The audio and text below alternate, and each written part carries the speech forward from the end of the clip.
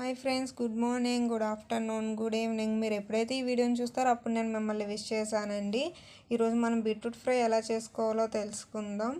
అలాగే బీట్రూట్ వల్ల ఉపయోగాలు ఏంటి అనేది నేను వీడియో లాస్ట్లో క్లిప్ ఇచ్చాను చూడండి. ప్యాన్ పెట్టుకొని 4-5 టేబుల్ స్పూన్లు ఆయిల్ వేసుకొని ఆయిల్ బాగా హీట్ ఎక్కిన తర్వాత పోపులు దంచిన వెల్లుల్లిపాయలు వేసుకోవాలండి. వెల్లుల్లిపాయలు కొంచెం వేగాయి అనగానే కరివేపాకు, పచ్చిమిర్చి వేసి బాగా వేగించుకోవాలి. అవి బాగా వేగినప్పుడే మనం ఆల్రెడీ తురుము పెట్టుకున్న బీట్రూట్ని ఆయిల్లో వేసి వేగించేసుకోవాలి. ఒకసారి మొత్తం కలుపుకొని మూత పెట్టుకోవాలండి ఒక 5 మినిట్స్.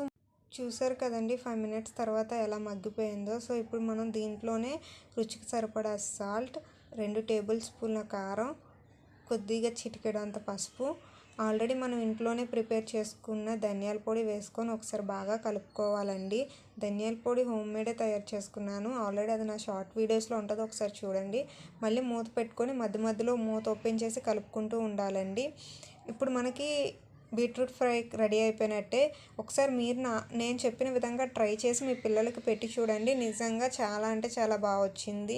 మా వారు చాలా టేస్టీగా వచ్చింది అన్నారండి. అండ్ బీట్రూట్ వల్ల ఉపయోగాలు అనేది నేను పోస్ట్ చేశాను. ఇలాంటి వీడియోస్ మరెన్నో కావాలి అంటే నా ఛానల్ని సబ్స్క్రైబ్ చేసుకోండి. Please like, share, subscribe.